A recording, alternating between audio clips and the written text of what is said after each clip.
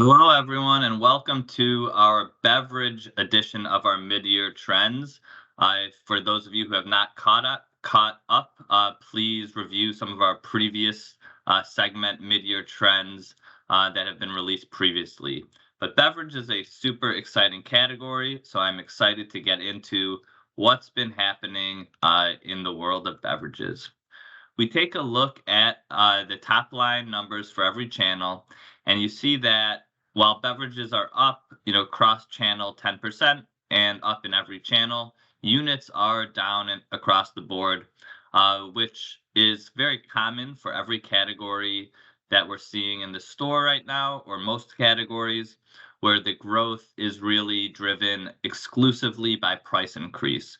But it's interesting to note that people are continuing to pay for a lot of these functional beverages and beverages in general with this much increased price point.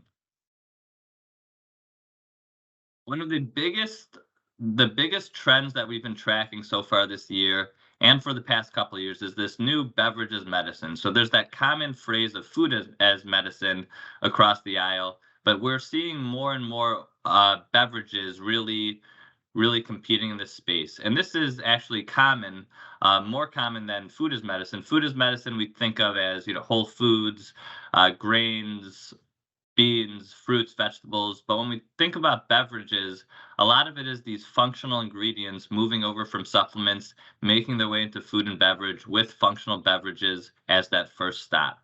So you can see here that things like mood support, detox drinks, hair, skin, and nails are all driving growth that we've seen in supplements, and we've seen that carry over into the functional space. Cognitive and hydration is another one that are really exciting. One thing that I always like to note is this growth in functional soda. Soda, of course, is often thought of as a junk food, very nutrient deficient, but we've been seeing a lot of specifically pre and probiotic sodas really driving up a lot of the growth for these better for you segments. Water as well, a lot of this enhanced water are really making room for growth in the category with things like sleep, immune, cold and flu, and hydration as well. One of my favorite categories to watch, and one that's been a major growth driver and category disruption, is the energy and sports drinks. So we've seen double-digit growth, and this is an interesting category where we also seen units increase. And so this is a very large category that continues to see so much growth. And a lot of it's from a lot of new brand entrants have really, within the past decade, have really carved out major market share from the industry leaders and the legacy brands. Most of these brands came over from the performance nutrition world, and they've kind of positioned as more active lifestyle, better for you, energy drinks to what was out there. We've also seen, a rise in, we've seen like the caffeine content of them really creeping up. We saw it really go high with brands like Bang and Rain. That was all the way up to 300 milligrams per can. But a lot of the brands that are really driving growth now are in that 200 range, which is a lot of caffeine, but it's not the extreme amount for some of these other ones, and also that are typically found in things like pre-workout powders. I picked a couple here that I really like, the Fit Aid and Super Energy. These are brands that are not using artificial sweeteners. Most of those brands that we look at are using things like sucralose. So I'm really intrigued to see if some of these brands using natural sweeteners will catch on. And also, there's a emerging brand that I like called Somi. It's a matcha-based beverage. It's not carbonated. I think there's room for growth in both of those segments. Where now we're seeing a lot of things, mostly things that are carbonated, and matcha continues to be a clean energy source that I think has potential to keep growing. When we look at what flavors in these ready to drink beverages, limeade is going up a lot. Maple, banana, matcha, there it is again. Watermelon, blue raspberry. So just keeping a finger on the pulse as we get to some more unique flavors, as well as some flavors that are coming back around. But a lot of like the unique, like watermelon lime is a big one. These combination flavors. So it's interesting to watch the growth here. A lot of times it's driven by a couple brands that are doing it well, but nevertheless, that breeds copycats as well. Specifically looking at mushrooms and some certain functional ingredients as well. Mushrooms continue to be a real industry driver.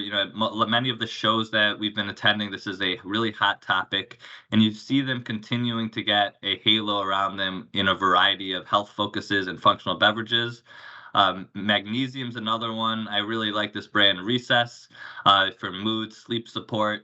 As an alternative to kind of that nightcap where they're using magnesium and other adaptogens, and you see magnesium here is really growing for that reason. Cider vinegar supplements as well, and the different types of mushrooms as well. So people are not just putting in a whole host of mushrooms to a lot of these things, but really it's going to be more specific to what health focus that product is looking to convene there. And all of these are growing in both sales and units sold, really giving you an idea that these products are in high demand.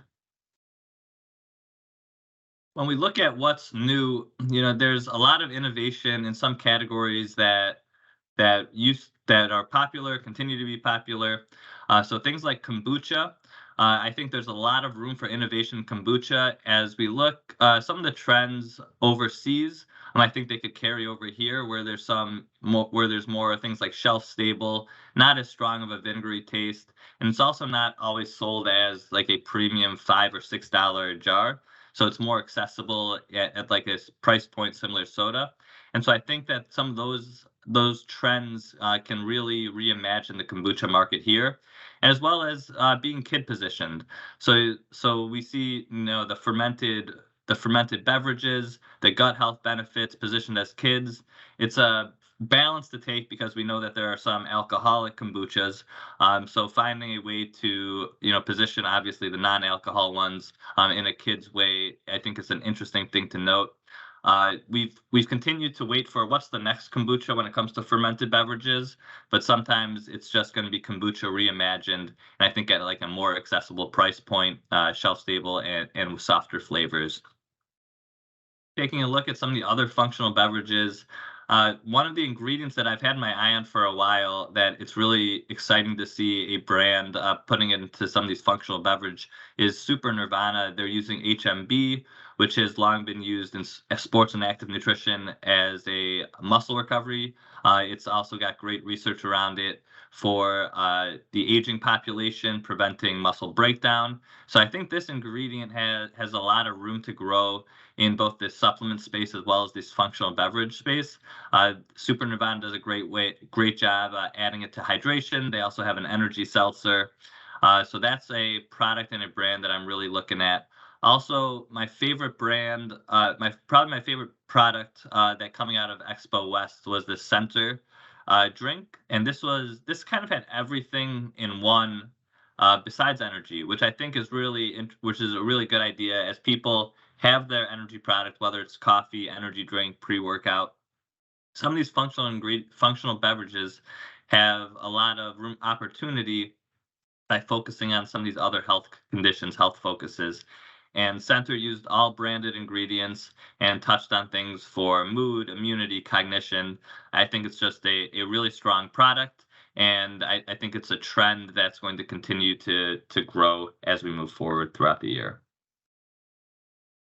I mentioned this with energy drinks, but one of the things I'm very interested in is the sweeteners being used. I think that there's a lot more attention on them. There's been a lot of recent news articles for things like erythritol and aspartame, and we keep thinking that there's going to be more of a trend away from the artificial sweeteners into natural sweeteners. I still believe that's the long-term trend, but for the short-term numbers, we aren't seeing that play out too much outside of allulose, which continues to be a high-growth natural sweetener in every category. A lot of the energy drinks that are positioned as better for you are using the artificial sweeteners, as I mentioned, but they're still doing a great job as marketing as better for you option compared to some of the legacy brands.